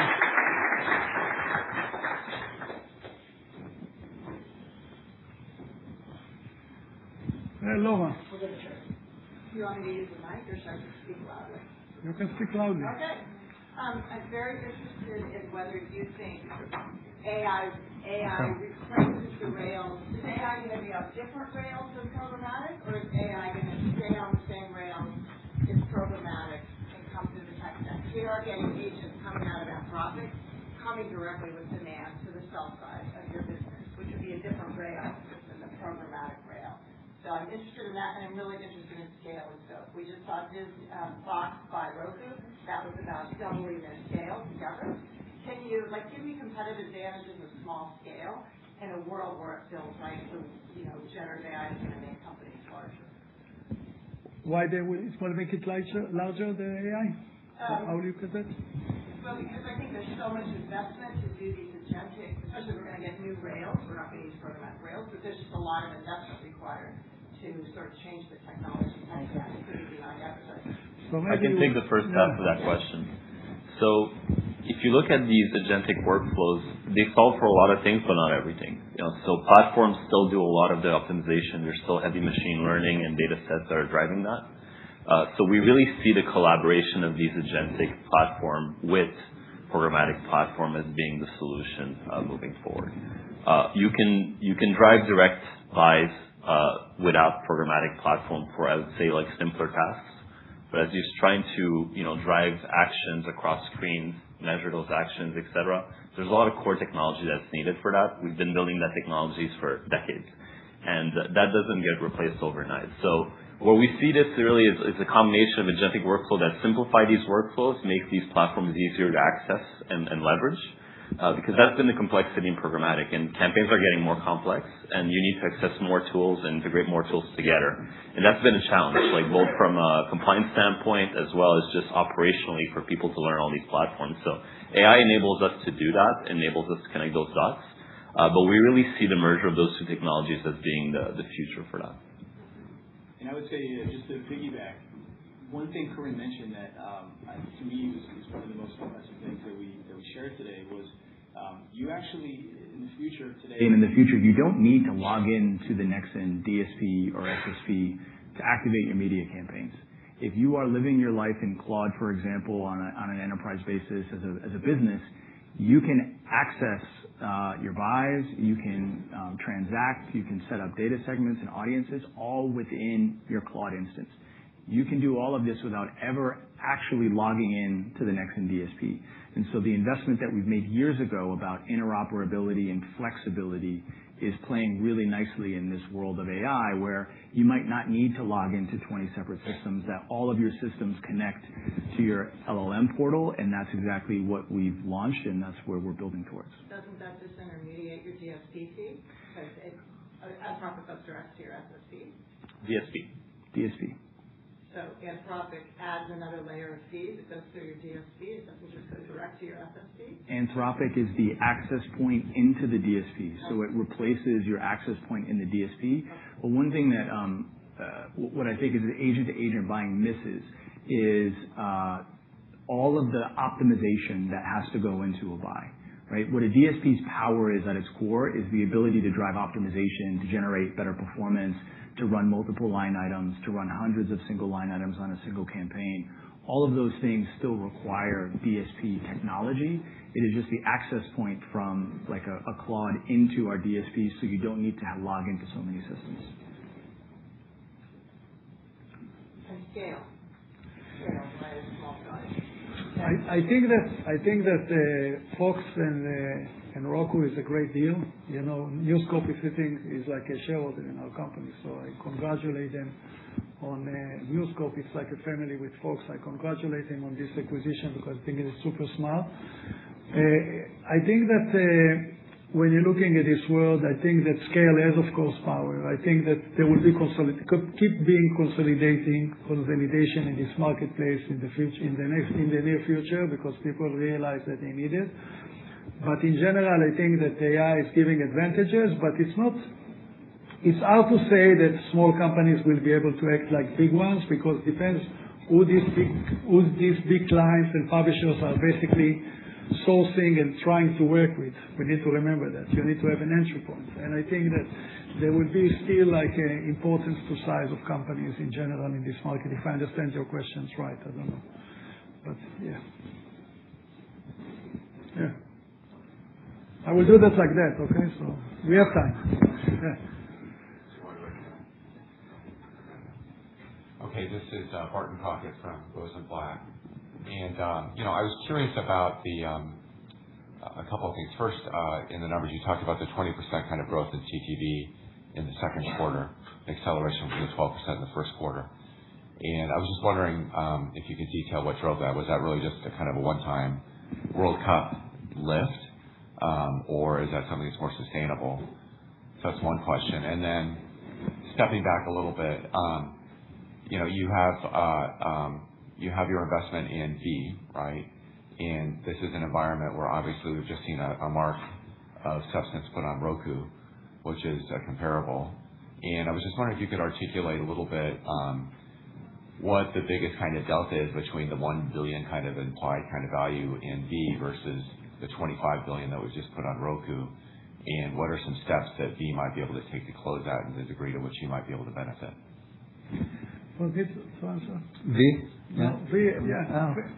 I can answer both, but let's start with V. I think that basically V is an operating system that is active all over the world.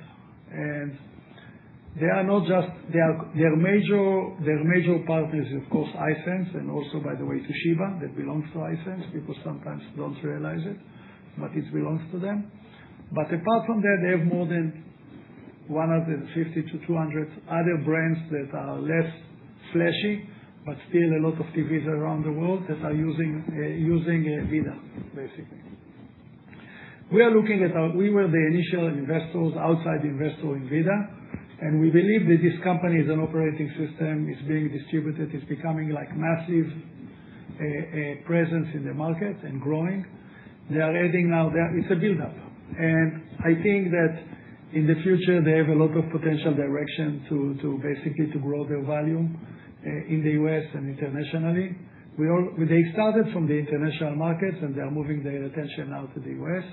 When we looked at the international markets, they are, according to reports that we are exposed to, they are more than 18% of the European market already, the 5 big countries and so on. And in the U.S., they are still small, but one part of the investment that we've done is in order to grow their presence in the U.S., and there is a lot of interesting opportunities around it. So when they will grow, keep growing their presence, keep improving their monetization, getting ideas together with us on native ads and stuff like that, I strongly believe that there will be a lot of opportunities for them to go public, or just being a very strong company that generates revenues in this marketplace and join Samsung and LG as a very strong operating system and OEM in this market. So this is a very strong partnership and investment that we made, and we are proud of that because we were the first that realized that an ad tech company can invest in OEM. Think about it. We started this journey in 2021. And I believe that it will take us very far because I strongly believe in their strategy. I believe in the fact that iSense is improving their quality compared to their peers, and the price matter of their TVs is very competitive, so they are getting a lot of distribution in the markets and in the very key markets like all the European, in APAC, and also in the US now. They will start pushing more distribution in order to get more presence in this market. Regarding the 20% that you asked before growth, the World Cup, even that I love it a lot and I watched the game already, I was disappointed a little bit that Brazil didn't win, sorry. But I think that it's not affecting us yet in Q2. We will see that now maybe in the next couple of weeks because now the real games are starting. And I think that's what we are talking about when we are saying if it's sustainable. So it's not that when the World Cup will be over, we'll see like a drop. I think that what we mentioned here, what Ken mentioned about native ads, is that we basically were the first in the market to recognize this ability to build it programmatically. We announced it in the end of last year. We signed a deal in January with basically with the Trade Desk, and the Trade Desk is our, let's say, first partner, but we have now more joining. And when we are looking at that, this is an opportunity that will drive a lot of revenue in the future. And when we're looking at VIDAA, they have strong presence in many markets. They integrated already our solution. As Ken mentioned, TiVo is integrating, TCL integrated. So when we are looking at that and we are getting a lot of interest from other OEMs, from other DSPs that wants to join it, because they believe in this format. They believe that these formats represent very good opportunity for performance marketing, for higher engagement, and of course, getting the attention of the user in the best manner. So I strongly believe that we have the engines and the tools in order to keep growing our CTV, and what we see in Q2 is even before we experience this growth that we anticipate that will come in the next few quarters. I just want to add to what Ofer mentioned regarding VIDAA. So they are on the road to their IPO, which may take 2 years, 4 years, 5 years. So they started this initial path already. The second thing is that they are trying to bring more investors into the platform, and they are in constant discussion with different players on a higher valuation than we invested. And hopefully, in the near future, someone will get in on a higher valuation. But I think, as Ofer mentioned, they are building a very strong operating system that will, I'm not sure we'll get to $22 billion as Roku did, but they will get on a much higher valuation in the coming years. On the other part, again, as Ofer mentioned, mobile expansion is coming mainly from the investment we've made and from the partnership we signed with SDK Networks. And we said that it's more than 20%, so probably it will be more. But I think that this expansion is consistent, and it will even grow more when we will sign more SDK Networks partnerships.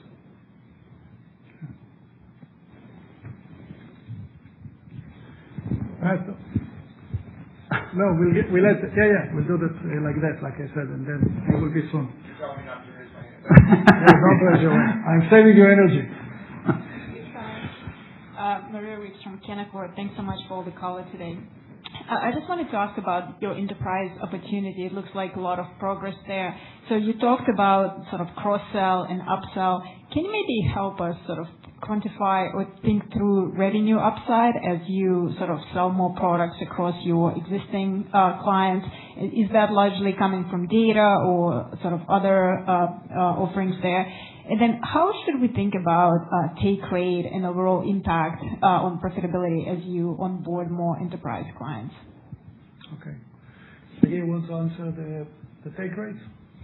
Yes, I think the take rate, again, if we are looking on a take rate on a specific basis, it will be the same. Every client that we are adding will have probably the same range of take rate that we are taking for different services that we are allowing them or cater them, and whatever they decide to use different component of our ecosystem. I think that if we are looking on the broader picture, as long as we will have more adoption of our enterprise client, the utilization of our end-to-end abilities will get higher. And then the margin expansion will get higher because from every dollar that the customer will move through our ecosystem, we will be successful to get more. So this is around take rate. It will be consistent, but overall on absolute number and on absolute margin, it will go higher over time. Regarding cross-sell, I would say just our observation, basically. It will sound simple, but I think that it's the truth. What's happening is when a client is basically launching into our platform, he has his idea about what he wants to use. We let him do that. And after a very short while, he's finding out that he can utilize also, for example, if he's utilizing the DSP, why not to utilize the DMP, and why not to use discovery tool, and why not to shift spend to us, to our SSP, and gain better results and better cost structure. So I think that our job is to bring the clients into our system, to educate them about the platform. We encourage them, we incentivize them, we don't force them. We are giving them the options to basically upscale their work with us, and we found that they are doing it in an amazing manner by themselves.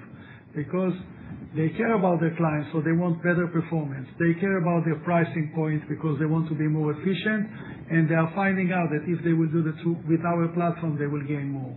So we can demonstrate basically that clients that did it, like Kara showed, it's easier to show it from the side of the DSP because it's like the entry points. But we see that across like hundreds of clients, that when they are coming in, they are utilizing our DSP, they started to use our DMP, they're buying media on us, they are getting more services from us, they are basically happy. And most of the big brands today are working with a few DSPs sometimes, so they need to choose a major DSP. They are shifting their spend and their activity to us because they learn that it's the most efficient and most effective for them. Yeah. Hi, Brianna Diaz from Citizens. Thank you for taking my questions. So just on the financials, how should we think about Nexxen's long-term EBITDA margin profile? You guys guided to 40% margin for the second half of 26, and it feels like enterprise spend and CTV are reshaping the business. So how should we think about the medium-term target set last year at 40% and reiterated today? And just the difference between growth versus investing back into the business. After I answer that, I will have to leave the company. Don't want to be you. Okay. I think, again, when we are talking in long term, we are seeing a great momentum in 2026. Having said that, we are still at a 32% adjusted EBITDA margin. We believe that we can get to the 40-ish in around 3 to 5 years. If you are looking on the midterm, which I'm not sure exactly what it is, it's like 2 years, 3 years, I think the path to the 40-ish will move in every other number between the 32 or the 33 that we are doing to 40. I think in 2 to 3 years, we can reach 35, 36 probably. Again, it's all around our profitability, and our economy of scale is coming from the scale of the business. If we'll manage, in 2026, we are guiding that we are increasing our number or growing in 13% programmatic revenue, which again, is the most important thing. The 11% I'm taking out, although we have this non-programmatic activity. If we will keep doing 13%, although like 15 minutes ago, I just said that we are assuming that we will get into an 11% CAGR, I think we can reach 37 in 3 years and 40-ish in 5 probably. And then just a second question. I think it was Kara that highlighted just a redesign and UI is driving faster adoption. As you think about agents on the platform, is there a change in behavior at all in terms of measurable differences between an advertiser that adopts an agent or doesn't adopt an agent? And is that leading at all to faster spend on the platform or larger budgets or just any changes in retention? I think first and foremost, you think about training and onboarding clients to the platform. We've been able to reduce that task by quite a bit, right? And that's often a challenge. Agencies and brands are challenged. They're using multiple platforms. Their traders need to learn those platforms. And, adding an additional one, even if there is some benefit to it, is always a challenge. So reducing that barrier to entry has been a big thing for us. It enabled us to, think getting our foot in the door and starting testing with new companies. And then from there, as they see the result, they scale with us. So that's one. But beyond that, we're seeing the day-to-day operation, and we're tracking those numbers. We see error rates going down. We see time spent to pull reports going down. We see time spent setting up campaigns going down, planning going down, et cetera. So I think we're bringing a lot of efficiencies to our clients. And we're seeing this with our internal teams as well, right? So, focusing more resources in technology and sales, et cetera, as we're able to be more efficient on the operational side. Yeah, thinking about a DSP, selling it through, it's a fairly long sales cycle. And one of the biggest challenges we hear from our customers is okay, we got the pricing where we want it to be, and it seems like it's a great story, it's going to work well. But the hassle of reintegrating, if you're a large holding company with thousands of traders around the world, introducing this new platform to somebody, it's like basically taking your entire workforce and giving them a Mac after using a PC for a decade. It's the same as computer, but the buttons are in different places, and it creates slower workflows.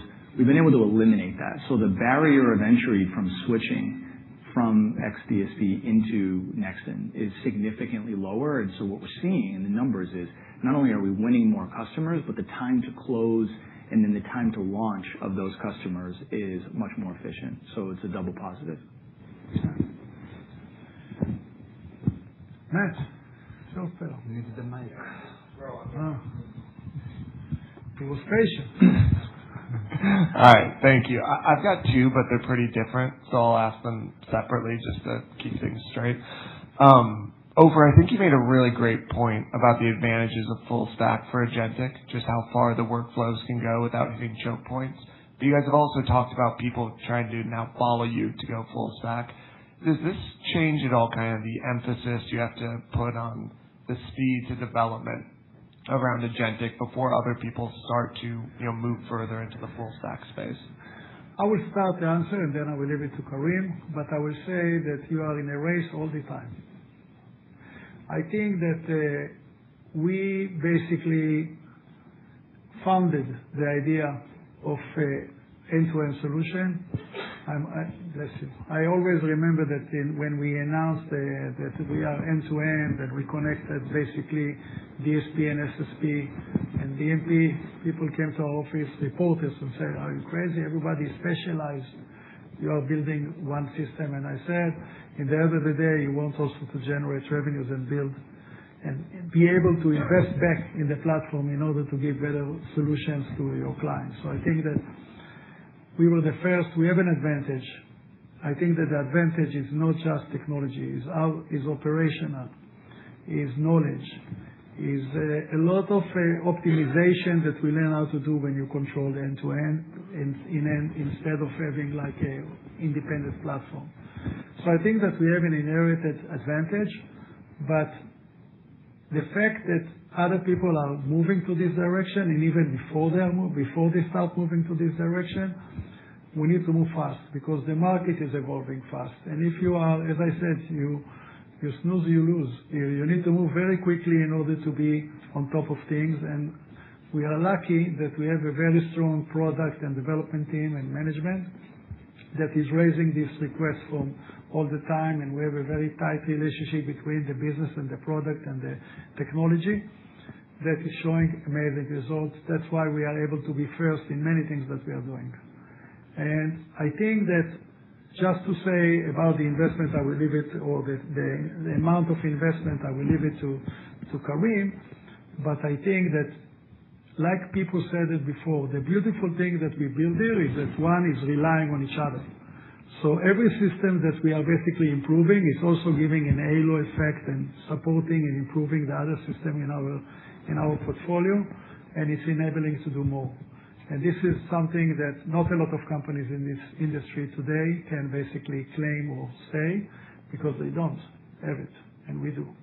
And this is a major advantage that the other companies, in order to close the gap, will take them not just to build a model, but it will take them a long, long time because like Karim indicated, even if you are building an agentic model, you need a strong DSP that will be used by this agentic model in order to drive results. So I think that our advantage is we are running, we are making progress every day, but I think that we have an advantage that is like inherited in our fundamentals, like I mentioned before, in the fact that we are operating this system for many years, and we of course intend to keep it. Sorry? I mean, I think that's the key point. Like we're building agents and agentic solution on top of core capabilities we already have. So you can move a lot faster doing that than trying to build the capabilities and the agentic solutions in parallel. So I mean, I'd say that beyond that, I get a 7 a.m. call from Ofer fairly regularly, and Karim, how do we move faster on AI? Right. So I say, Ofer, we're twice as fast as last year. He doesn't look at the data, asking you a question again, right? So we recognize that we need to move fast, and it is, I'd say, like the number 1, 2, and 3 initiatives in our platform, and where we're shifting a lot of our resources to accelerate that growth. Time to market is very important. And then just, I think following up on a sentiment in a bunch of these questions, just how impressive the enterprise success has been year to date. I mean, a lot of this comes from all the work you guys put in 2023 and 2024, and then really kind of coming together. So it wasn't just a light switch that started in Q1. Could you talk just a little bit more about that, I guess, weighting between like the maturity of your solution and then the market perception and just kind of what's working so well in enterprise and what the pain point you guys are addressing right now is? Thank you. It's a great question. And I will let after that also Kara to respond if you want. I think that we are experiencing like a huge success now with the enterprise solution because first of all, we learned a lot. In the past few years, we learned a lot how to market it, how to package it better, how to train our people to put emphasis on the right thing. We gather more talented people to work with us. We educated our people to do a better job. We learned, I learned, everybody learned how to basically present it better. I think that what we see now, and people that know me know that I'm not arrogant and I'm not just saying things in the air, is just the beginning. Because I think that the advantages that we mentioned before, the fact that we have to remember that DSP or SSP are not living in an empty space. They need to connect to other platforms in order to generate the best results or good results. And the fact that we are one platform is giving us so much advantages in this world. And other people that are basically, they have a DSP, but then they need to connect to a DMP. They need to connect to several SSPs. They need to learn how to adjust their algorithm for all these SSPs and how to integrate this data from their DMP in order to make it work. Guys, it's not you are not living in a laboratory. It's very hard to do that. And the fact that we are working on one platform is giving us huge advantage. Huge advantage. In every point, we can stay here for 2 days, and I will give you like a list of so many advantages that you get when you have like one platform. The nice thing is that, like I said before, when there was a question about upsell, is that we are not trying to sell everything in one piece when a client is coming. When he's launching an account on our DSP, he's learning by himself, which is the best, because we are not trying to sell to him something. He's learning by himself what are the advantages if he will use our discovery tool in order to build these segments, if he will use our DMP and discovery tool in order to launch data into his platform in order to target or measure. He will learn by himself that when he will buy on Nexxen SSP, he will get many times better response, better pricing, and better performance. So the work is done by itself. And I think that the educational piece is like you mentioned exactly. It's not switching. It's not a switch. Okay, we were there, now we are here, learn about it, launch. No. I think that word to mouth, case studies, discussions, meetings, proving our case to clients to show them that we are generating great results are starting to spread. And when it's happening, people are coming to you and they want to test your technology. They are open to listen to you. You build their trust. You see that they are generating better results by using our technologies.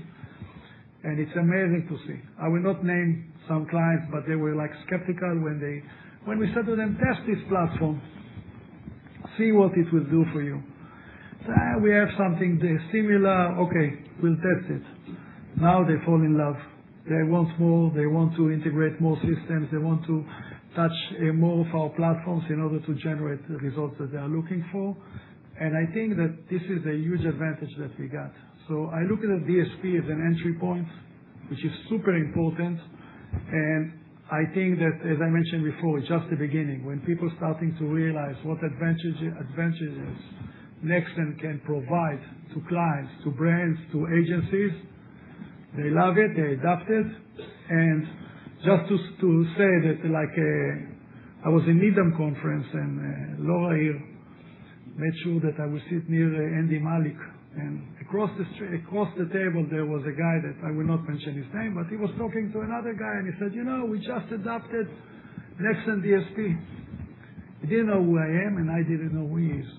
And he said, this is an amazing platform. I'm so impressed. And our people choose us after testing so many other DSPs and running on so many DSPs, and now we are moving our activity to this DSP. So I smiled to him and said to him, listen, I feel like a proud father because I am the CEO of Nexxen. And it's true. So when people are testing our technology, they fall in love. I think that in the past we are learning how to market and package it, but now we have a better solution and we have better execution. And I think that the sky is the limit, and people realize that our solution, especially, by the way, for agencies, brands that are running massive budgets, a lot of different campaigns, and they want to be able to repeat their success, they should work on one platform. That's what I believe from my experience.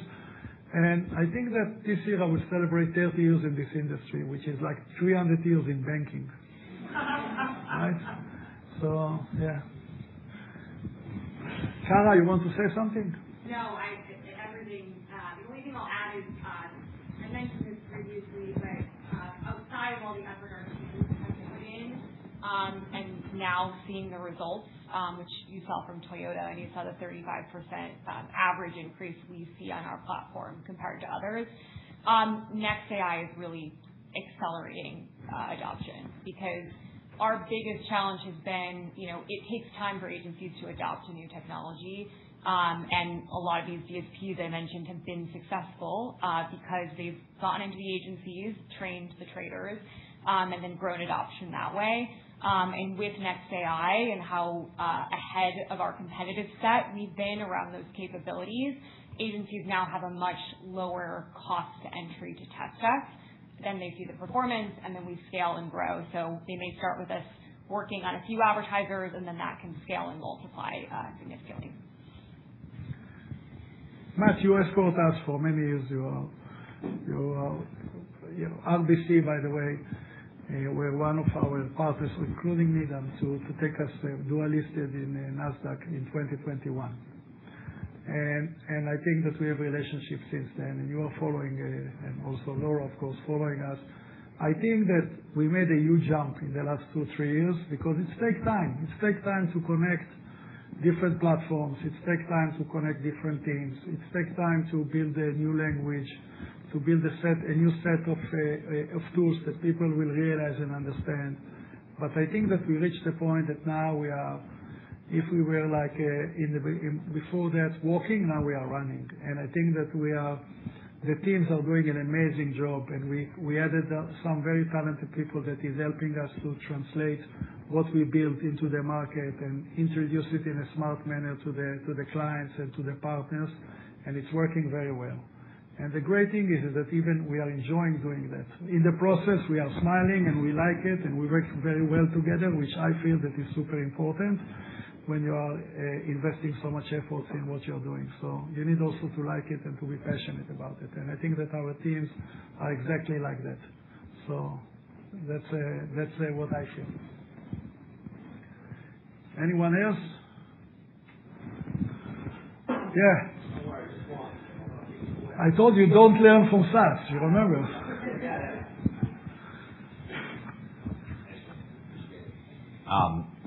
So I wanted to just really quickly at a high level, there was a slide on growth drivers, right? And kind of given everything that we spoke about today, I would love for you to just kind of lay out and maybe force rank the biggest priorities for you this year, because there's obviously a lot of different things going on.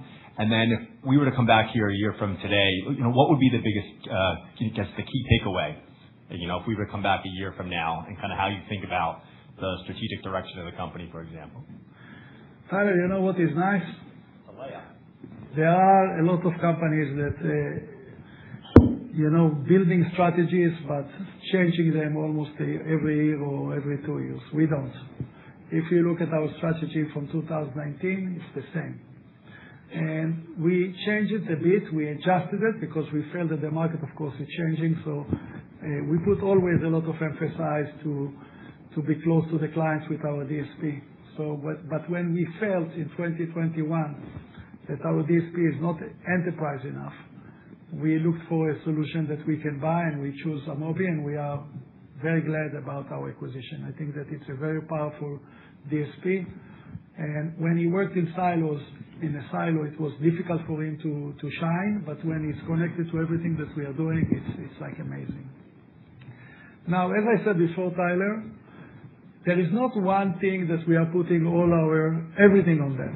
But I feel that the starting point to everything that we are doing lies in the enterprise DSP. Because this is the connection point with our clients, with our customers, and we need to remember that. So when we are doing a good job and we are working with an agency or a brand and we are connecting them through the DSP to our ecosystem, it will grow all the ecosystem. They will utilize more of our data in order to buy media, in order to measure, in order to target. They will run more on our SSP. They will fuel our native. They will fuel our in-app. They will do everything that we want them to basically want to do together with them. So I feel that, as I said, the art about what we built is that everything is connected, everything is supporting each other, and in the end of the day, it's in generating better results for the clients, which is super important, not just for us, for the clients. They like it, they want it, and everything will go up together. Always there can be changes in the industry that can disrupt some of the things. But I strongly believe in what we built, and what we basically took decisions on building a few years ago resonate and changing the industry now. And I feel that everything will grow together. Some faster, some because you have sometimes things like native ads, which are super, I think, impressive and important and efficient, but it takes time, as I mentioned before, to train people, to teach them about this opportunity, to show them how can it contribute to them. And there is so much noise in this industry that they need some time sometimes to adapt. So the speed of things will be a little bit different, but everything will grow together. That's the power of Nexxen. That's what we created. That's why our people are talking to each other every day. They need to trust each other. They need to work and side by side, because if not, it will create like an imbalance in the company. And I think that we are happy that we choose the right people that's working with us, doing that, and I think that all the platforms that we mentioned will grow together. If you ask me what will happen next year, I believe that we'll see more growth, more success, because as I mentioned, the attractiveness, the effectiveness, it's taking time sometimes for people to realize, but when they grab it, they can use it and they can grow it, and we see that it's happening across the board all the time. So I'm positive that we are on the right track. Thank you, guys. Thank you for coming.